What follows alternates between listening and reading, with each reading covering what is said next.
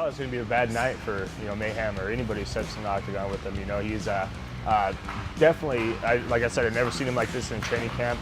Mentally, in that, for CB, that's huge. He comes in wanting to work out, wanting to put in the time. He's already put in way more time than he has in any of his fights. He's going to be in shape. He's hungry. He has new skills. And that year off, it's been a long time. He's been thinking about it. He's been watching us all fight, win fights, and he wants that. He wants to come back and do that also. So, yeah, I mean, he's coming in as an underdog, and his opponent's been talking a lot of trash, how he doesn't even deserve to be in there with him, and I think it's going to be a rude awakening, in that fight on that night, and CB's going to look the best he's ever looked.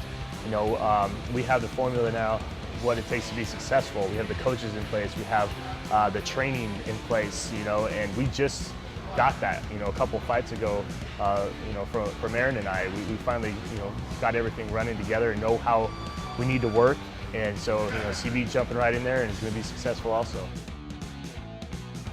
More from Power MMA and Fitness with the Doberman, CB Dollaway, coming off a detached labrum in his hip. He will be fighting Jason Mayhem Miller May 26th, Memorial Day weekend in Vegas at the MGM Grand. And CB, we talked about how anxious you are to get back into the octagon, but man, I know you cannot wait to walk through that door and fight anybody, but Mayhem Miller, you've had your sights set on him now for a while. Yeah, it'll be good. Funny story, he's actually the first MMA event I ever went and watched. My buddy was in the Army out in Hawaii. So he's like, hey, there's this MMA event going on, Icon Sports. He's like, come, we should go check it out. First fight, or the main event, Robbie Lawler, Jason Mayhem Miller. So, Robbie Lawler, who later trained here. Who later trained here, yeah, I met him, however many, it was like 7 years ago. Wow. So, I met him, he now Must have trains been a with good fight us. too, those two guys. Yeah, it was a great fight. Really impressed by both of them. Definitely learned Mayhem can take a beating and still win in that fight. Robbie was beating him up pretty bad, and then Mayhem caught him in an arm triangle, I believe. So, shows you anything can happen. Anything can happen out there in the octagon. Your last fight against Jared Hamman, you had him beat a couple of times, once with a choke, once as the first round came to an end and you were pounding him in the center of the octagon. He escapes defeat narrowly 2 times and then ends up with a TKO over you. That one I know didn't sit too well with you because you thought you had the fight won a couple times. Yeah, just some mistakes. Definitely set a high pace in the first round, going for that finish. If you don't get it, it puts you in a bad spot. But I'm the kind of guy that's going to go out and try to finish the fight every time. Don't really have too many decisions on my record. Talk about how tired you get. Number one, full strength choking somebody, and then on top of that, also in that same round, just throwing punch after punch and haymaker after haymaker. You had said that your body almost locked up on you after all that.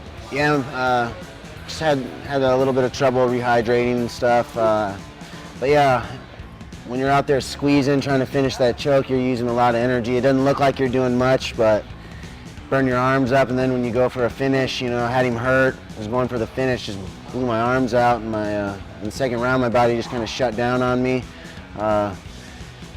Hip was pretty much done, but everyone goes into fights with banged up. You never know what he was dealing with, so he's just the better man that night, and maybe someday I'll see him down the road. Yeah, hopefully for you, you will, and get another shot at that. How long after that fight did you realize you had to get the surgery? And just kind of take us through that process up to and through the surgery. Tell us what they did. Just kind of leading up to the fight. We have an in-house doctor and stuff here. I'd been talking to him, just kind of describing what was going on. I had a lot of pain and going down my leg, which we thought, maybe torn hamstring or something. I was still able to train and everything, but just kind of noticed it was getting progressively worse. Then after the fight, I had a lot more pain in there, and then it took a couple of weeks off. It was like, all right, it should be fine. And I come back, pain's still there. It was even worse, So that's when I went in to saw a specialist. He injected my hip with this, basically radioactive dye or whatever, lighted up under their MRI. And the doctor's like, yeah, your labrum's done.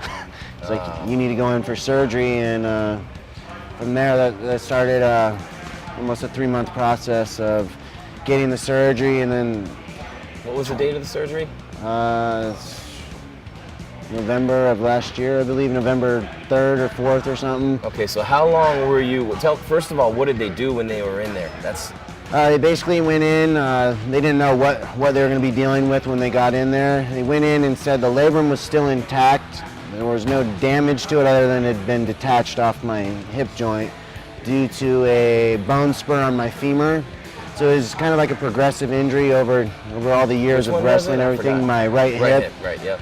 So yeah, just over the years that bone spur kept rubbing and just tearing off my labrum basically. So they went in and put 3 plastic anchors in, reattached it, cauterized the femur bone, got rid of the bone spur. Doctor told me it's now better than my left one. So he basically... Bionic. Yeah, it's all natural still other than the plastic anchors, but good to go now. What about the rehab? Take us through that. I mean, it's something with a hip, obviously, you don't realize how much you need it until something's wrong with it like that, but how long did it take you to walk again, and then what did you start doing when your rehab started? Take us through all that. Well, initially I went to Vail, Colorado to the Stedman Clinic, got my surgery.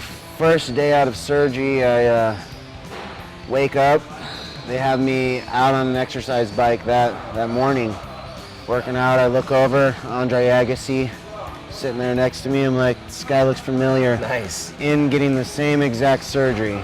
It's kind of crazy, you know.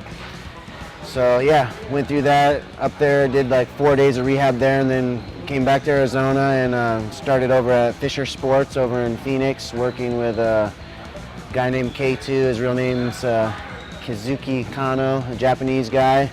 Great physical therapist. And just every day for 12 weeks going in, started with the little simple stuff of laying on my back, just raising my leg up a couple inches, you know, just basically learning to walk again. Going through all that, a lot of stretching, a lot of soft tissue work where they would get in there and work on my leg, on the scar tissue. Had basically 2 incisions, a lot of scar tissue in there, so they were in there with special little plastic tools, breaking all that up, getting all that fixed. A lot of just little like light ankle weights on, just it's kind of a lot of stupid stuff, but you know, it just eventually built me up to, you know, being able to do body weight squats and balancing.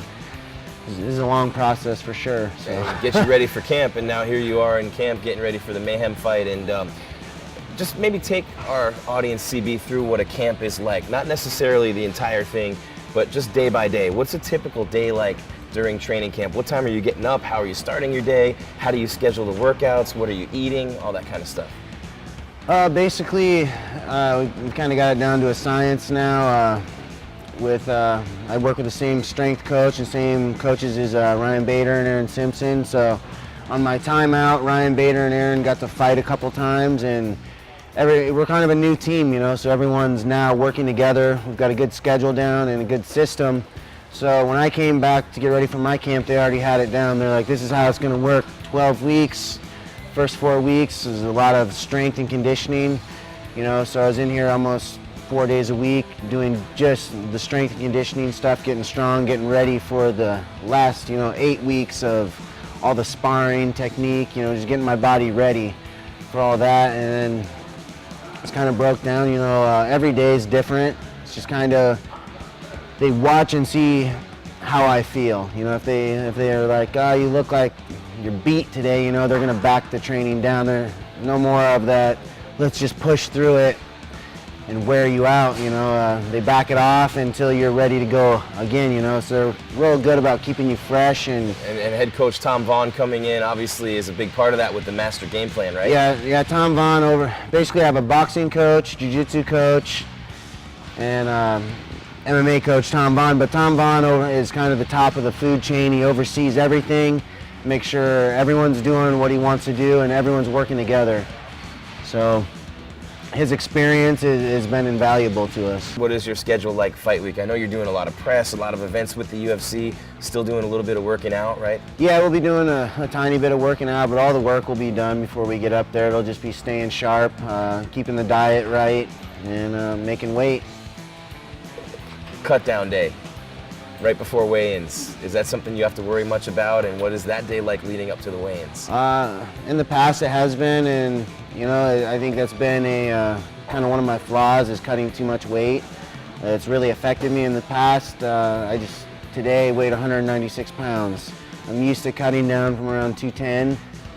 Big difference, yeah, energy-wise, probably, right? Energy-wise, yeah, I'm not gonna have the size and strength, but I'm gonna have the endurance to be able to go those 15 minutes and be ready. You know, it's I think that's gonna be more important than being big. You know, just kind of took a page out of Frankie Edgar's book. The guy doesn't cut any weight, and he's been fine. He's a world champion. You know, so Yeah. obviously that says something. How about the final 24 hours? Do you sleep much that night? Is it really tough to sleep? What do you like to eat your last meal before you get into the octagon? And talk about that time leading up to going to the arena. Basically, in the past, you know, maybe the earlier fights in my career, there was a little trouble sleeping. Now I know what to expect. I've been there. This will be my 10th fight in the UFC. You know, Old dog now. Yeah, I'm kind of a vet now. So it's kind of weird to say, but yeah, night before I should sleep fine, get up, and my trainer Jason Kamens he'll be up there with me, you know, and kind of coach me on, you know, this is what we're going to eat today. This, you know, just walk me through it. It's nice having those guys. I don't have to think. They're just going to tell me what to do, put me through it, and I trust them. You know, seeing what they did with Bader and Aaron, so I'll be ready to go. What are you doing the hour before the fight, and as you walk out to the octagon, what's on your mind? Just the hour before, just try to stay calm and realize that the fight is still an hour away. You know, no reason to get all pumped up now. When we start getting close, you know, 15, 20-minute mark, start, you know, going to a different place and in your head, getting ready to go to war. You know, you start, just running all the scenarios through your head, getting ready, pumping yourself up, you know, making sure you know you're going out there to win. The last 5 seconds before it's go time, you're staring at your opponent across the octagon. What's on your mind at that point? I know for this fight it'll be, hey, I'm finally back in here, but usually what are you thinking? It's just go time, you know. It's everything you've done in the last 12 weeks, all that build-up, all the anxiety. You know, a lot of that comes with fighting. Is a lot of people don't know about. There's, you know, a lot of build-up, a lot of nights, you know, laying in bed thinking about the fight. Well, now it's here, and it's time to go get it. Last one, and I feel like personally you'll be experiencing this again May 26th in Vegas, but what's it like when you get that arm raised in that big arena full of all those people? You trained so hard and so long for that moment, and you achieved everything you wanted. You know, there's no feeling in the world like it. No, you know, I've won state championships, national championships, All-American. I mean, they're all great, but there's no feeling like winning inside the UFC. You know, it's best feeling in the world. It's a feeling I felt before, and a feeling Jason Mayhem Miller has never felt. And come May 26th, he isn't going to feel it then either. Cool. There we go. Any advice for Mayhem Miller? Watch your neck, because CB's probably going to choke him. I think I read that Mayhem said that CB doesn't belong in there with him, and I just encourage him to just believe that. Just think that, bring that in there.